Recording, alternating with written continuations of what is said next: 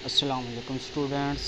Chemistry book 2 chapter number 1। तो students, आज के लेक्चर में हम पीरियोडिक ट्रेंड के बारे में पढ़ेंगे कि मॉडर्न पीरियोडिक टेबल में पीरियोडिक ट्रेंड क्या होता है। हमने अपने पिछले 2 लेक्चर्स में मॉडर्न पीरियोडिक टेबल के बारे में कम्प्लीटली डील किया था कि जो मॉडर्न पीरियोडिक टेबल है उसमें एलिमेंट्स किस तरह से अरेंज किए होते हैं। आज के लेक्चर में हम पीरियोडिक ट्रेंड को डील करेंगे। सबसे पहले पीरियोडिक का मतलब, जो कि मैंने आपको अपनी पिछली वीडियो में भी बताया था, कि इसका मतलब होता है रिपीट और कंटिन्यूस, यानी किसी चीज़ को बार बार दोहराना या उसको मुसलसल आगे लेके बढ़ना। तो आज की वीडियो में हम इसी को डील करेंगे। और ट्रेंड का मतलब होता है टू फॉलो आ पैटर्न, यानी आपने इसमें एक मखसूस पैटर्न को फॉलो करना है, जिसे आप आम ज़ुबान में स्टाइल भी कह सकते हैं। तो इसमें मिसाल के तौर पर 1, 2, 4 एंड 7, तो ये एक तरह से ट्रेंड बन रहा है जिसमें 1 और 2 के दरमियान 1 का गैप है, और 2 और 4 के दरमियान 2 का, और 4 और 7 के दरमियान 3 का गैप है। ये एक तरह से ट्रेंड बन गया है, जिसे हम पीरियोडिक ट्रेंड भी कह सकते हैं। और जो एलिमेंट्स होते हैं वो पीरियोडिक टेबल में भी इसी तरह से ट्रेंड के साथ के साथ अरेंज किए होते हैं। जब जैसे कि आपने पढ़ा होगा लॉ ऑफ ऑक्टेव्स के बारे में, जिसको न्यूलैंड ने प्रपोज किया था।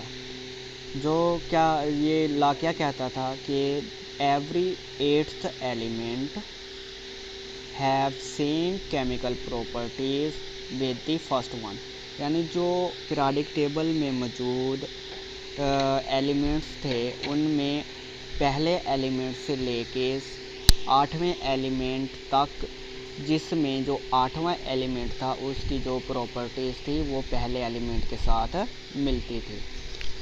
पीरियोडिक टेबल में मौजूद एलिमेंट्स 2 तरह की हैं, जिनमें एक जो खसूसियत होती है हम उसको केमिस्ट्री की लैंग्वेज में फ़िज़िकल प्रॉपर्टीज़ कहते हैं, और जो दूसरी होती है वो है केमिकल प्रॉपर्टीज़। अब फिज़िकल प्रॉपर्टीज़ में कौन कौन सी चीज़ें आती हैं, उसमें जो सबसे पहले आता है वो size of the atom, weight of the atom. और जो केमिकल प्रॉपर्टीज़ है इसी तरह से और भी जो खसूसियत होती हैं, और जो केमिकल प्रॉपर्टीज़ होती हैं उसमें रिएक्टिविटी ऑफ द एलिमेंट, ठीक है। और उसके साथ ऐसी और भी चीज़ें होती हैं जैसे कंपोजिशन ऑफ द एलिमेंट, यानी एलिमेंट किन एटम से मिलकर बना हुआ है या कंपाउंड किन एलिमेंट से मिलकर बना हुआ है।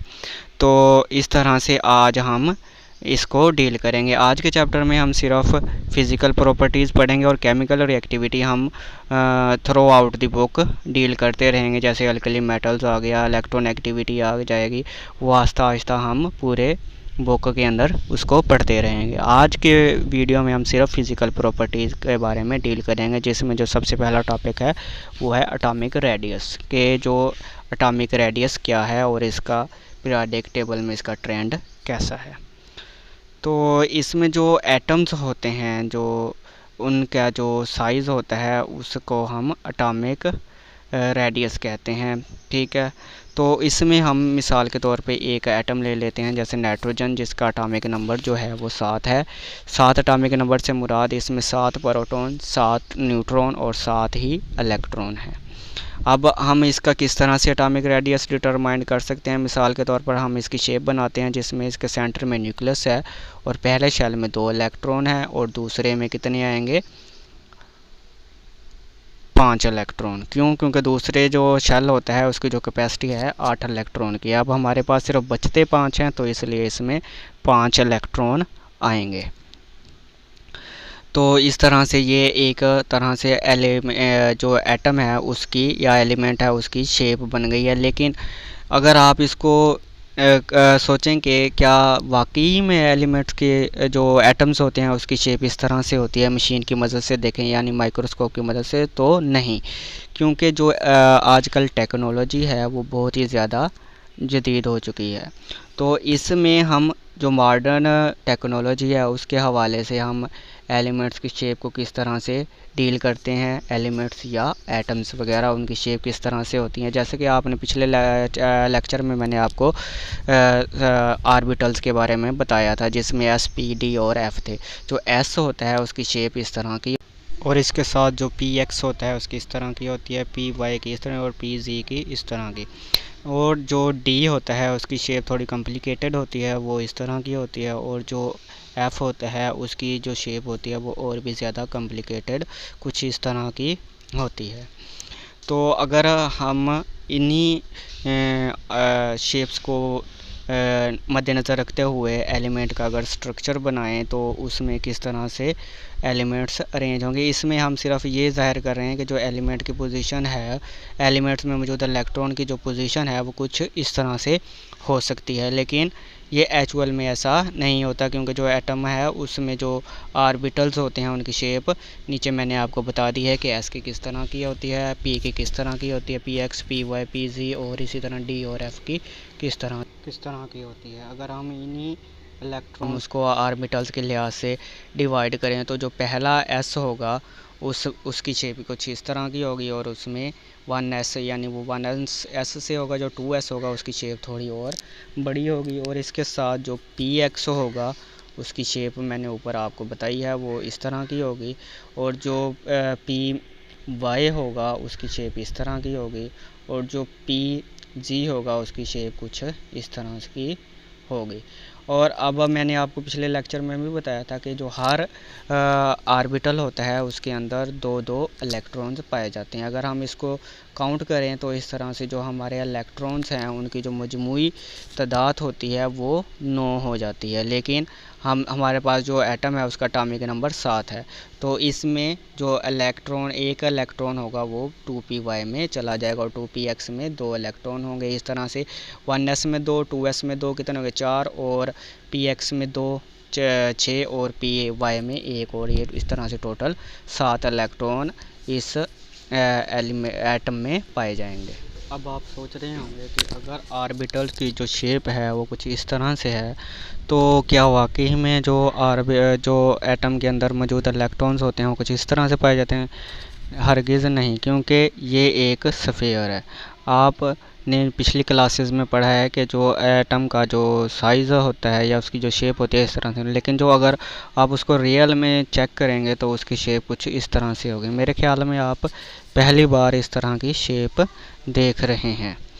तो इसमें जो हम फ़र्ज़ करते हैं एक फर्जी बाउंड्री को फ़र्ज़ करते हैं इलेक्ट्रॉन को डिटरमाइन करने के लिए कि वो कौन सी पोजीशन में पाया जा रहा है। वो क्योंकि इसकी जो स्पीड होती है वो स्पीड ऑफ लाइट के बराबर होती है, इसलिए ये एक पोजीशन पे मखसूस नहीं होता। इसको डिटरमाइन करना बहुत मुश्किल होता है।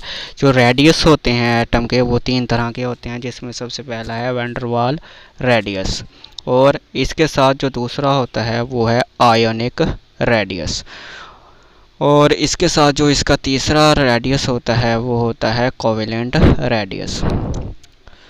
जो वैन डर वाल्स रेडियस है वो मैंने आपको बता दिया है ऊपर, कि जो एक एटम होता है अगर वो स्टैटिक पोजीशन में है, यानी कि वो उसमें जो इलेक्ट्रॉन है वो स्टैटिक हालत में पाए जा रहे हैं, तो उसमें जो इलेक्ट्रॉन होगा वो एक मखसूस बाउंड्री के अंदर पाया जाएगा, और उस इलेक्ट्रॉन वो एक तरह से स्फीयर बनाएगा। और जो इलेक्ट्रॉन है उसका अपनी बाउंड्री से उसके सेंटर तक स्फीयर के तक का जो फासला होता है हम उसको वैन डर वाल रेडियस कहेंगे। इसी के साथ अब हम आयोनिक रेडियस को किस तरह से या उसको किस तरह से डिफ़ाइन करेंगे। जो आयोनिक रेडियस होता है वो जब आप किसी एटम में से इलेक्ट्रॉन निकाल देते हैं तो वो एक तरह से उसका आयन बन जाता है। जैसे सोडियम एक एटम है, उसमें से आपने एक इलेक्ट्रॉन निकाल दिया तो सोडियम आयन बन गया, और क्लोरीन में अगर आप एक एक्स्ट्रा इलेक्ट्रॉन इंटर कर देंगे तो उससे वो क्लोरीन आयन बन जाएगा। और जिस एटम के ऊपर नेगेटिव चार्ज होता है उसको हम एनाइन कहते हैं, और जिसके ऊपर पॉजिटिव चार्ज होता है उसको हम कैटाइन कहते हैं। तो इसी मिसाल को मद्देनज़र रखते हुए हम इसका जो रेडियस है वो उसमें भी कमी पेशी आती है। अगर आप किसी एटम में इलेक्ट्रॉन ऐड करते हैं तो भी उसकी जो एटॉमिक रेडियस है उसमें कमी पेशी आने के तहत उसकी जो क्या प्रॉपर्टीज़ होती हैं, केमिकल प्रॉपर्टीज़, फिज़िकल प्रॉपर्टीज़, उनमें भी तब्दीली आती है। तो अब मिसाल के तौर पे आप सोडियम का ही एक मेटल ले लें, तो उसमें जो इलेक्ट्रॉन हैं, जो उसका सबसे आखिरी शेल है, उसमें एक इलेक्ट्रॉन पाया जाता है। अगर आप उसमें से एक इलेक्ट्रॉन को निकाल देंगे, एक इलेक्ट्रॉन को निकालने का मतलब है कि उसका जो आखिरी जो शेल है, वैलेंस शेल, वो कम्प्लीटली लूज़ हो जाएगा। तो इस तरह से इसका जो एटॉमिक रेडियस है वो भी कम हो जाएगा, रिड्यूस हो जाएगा। एटॉमिक रेडियस रिड्यूस होने की वजह से जो न्यूक्लियस की अट्रैक्शन है, वो जो बकिया इलेक्ट्रॉन होगी उसके ऊपर ज़्यादा होगी। अब हम इसकी दूसरी मिसाल लेते हैं, जैसे मैग्नीशियम है। तो आप अब सोच रहे होंगे कि अगर इलेक्ट्रॉन का शेल लूज़ होगा तभी उसी का जो एटॉमिक रेडियस है उसमें कमी बेशी आ सकती है, लेकिन ये नहीं है।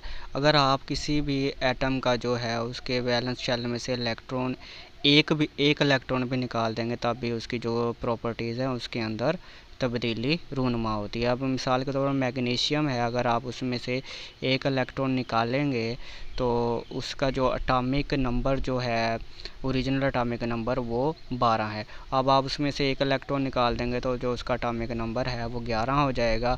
11 होने की निस्बत जो न्यूक्लियस के जो इसका एटॉमिक रेडियस है वो रिड्यूस हो जाएगा। रिड्यूस क्यों हो जाएगा? क्योंकि जो न्यूक्लियस है उसकी जो वैलेंस शेल के ऊपर अट्रैक्शन है वो इलेक्ट्रॉन की कमी होने की वजह से बढ़ जाएगी। तो वो जो इलेक्ट्रॉन है वो थोड़ा सा श्रिंक होकर उसका जो एटॉमिक रेडियस है वो रिड्यूस हो जाएगा। अब हम इसको मज़ीद समझने के लिए इसकी एक और मिसाल ले लेते हैं। मिसाल के तौर पर क्लोरीन का एटम। क्लोरीन का जो एटॉमिक नंबर है वो 17 है। इसमें 17 इलेक्ट्रॉन पाए जाते हैं और उसकी अरेंजमेंट भी कुछ इस तरह से होगी। पहले शेल में 2 आएंगे, दूसरे में 8 आएंगे और तीसरे में 7 आएंगे।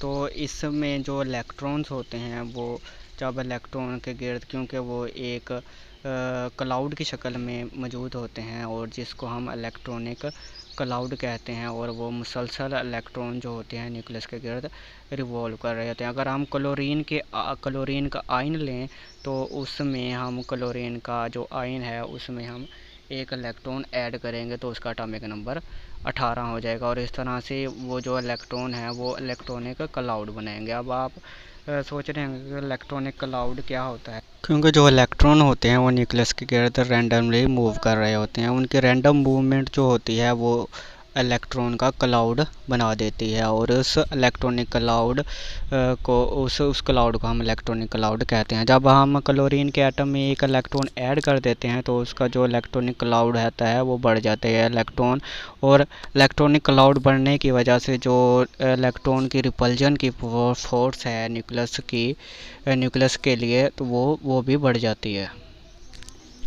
इसी के साथ मैं आपको बताता चलूँ कि जो पेरेंट एटम है, अगर एनाइन बनाते हैं, एनाइन से मुराद आप नेगेटिव यानी उसमें एक इलेक्ट्रॉन ऐड करके एनाइन बनाते हैं तो उसका जो साइज़ होगा, एटॉमिक रेडियस, वो इंक्रीज़ होगा।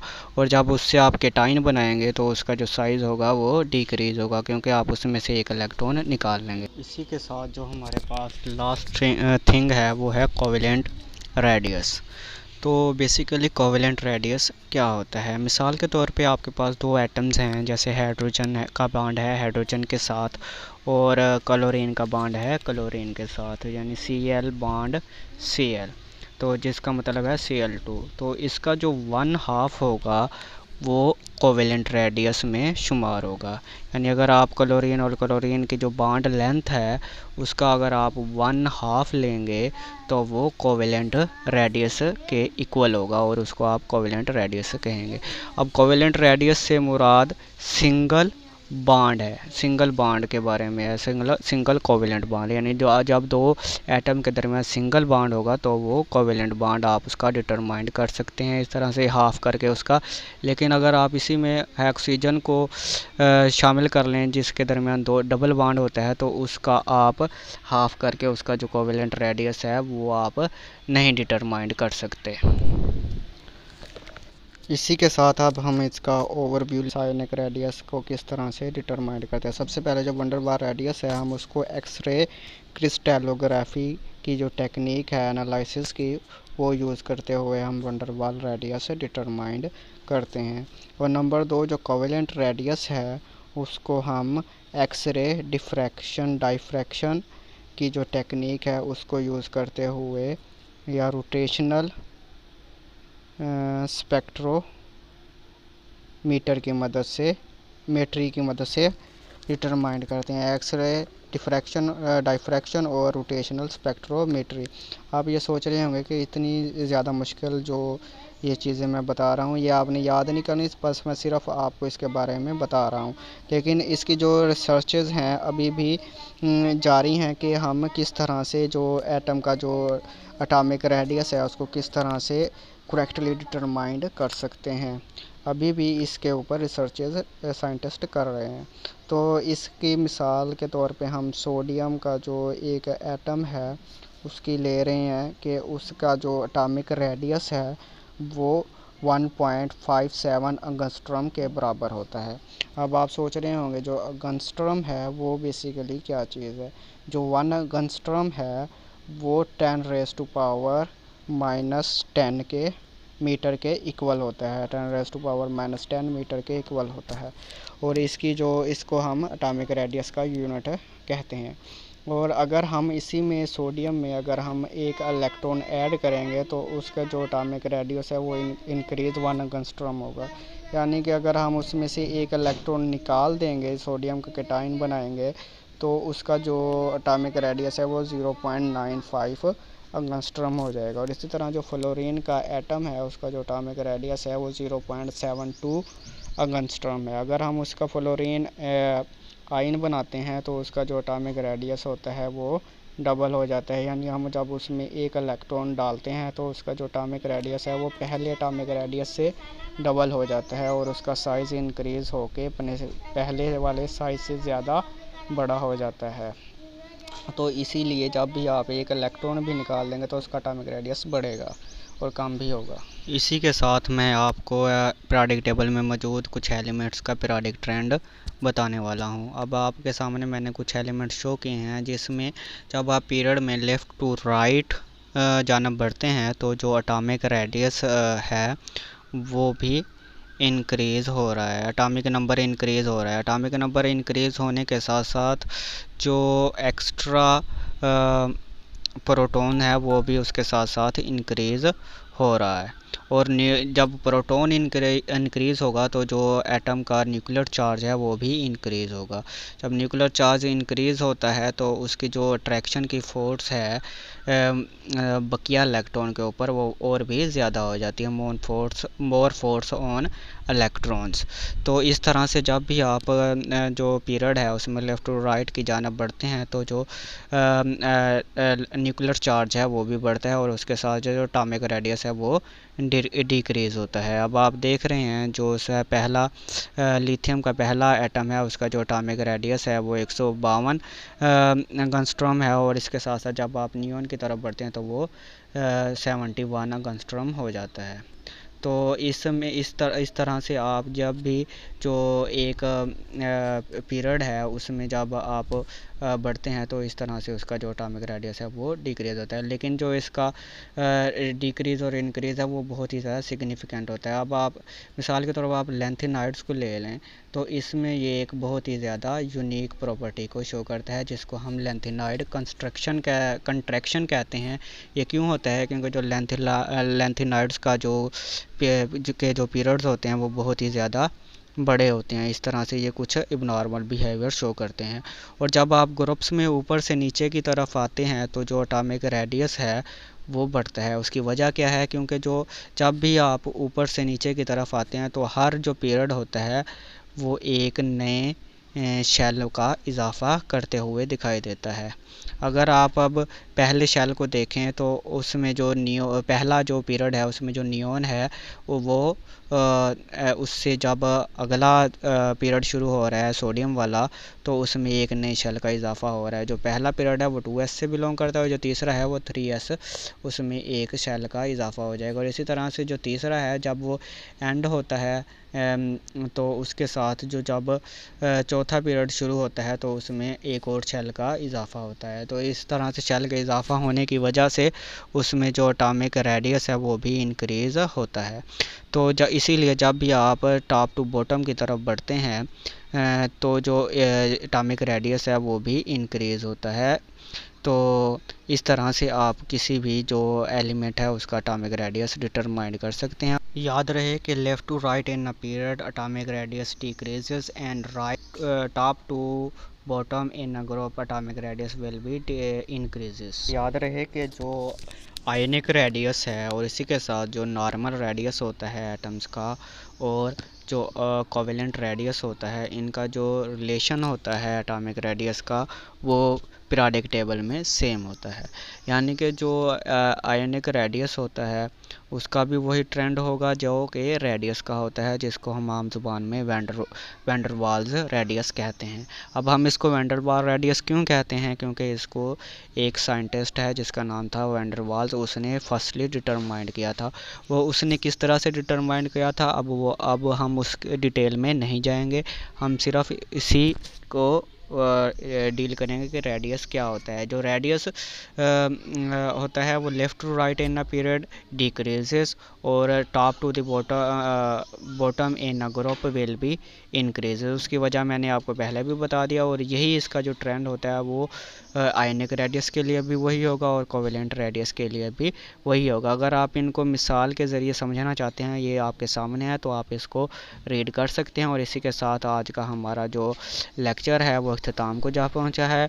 इसी के सेगमेंट के साथ अपने चैप्टर के अगले लेक्चर में दोबारा मिलेंगे। तब तक के लिए आप मुझे इजाज़त दें। अल्लाह हाफ़िज़।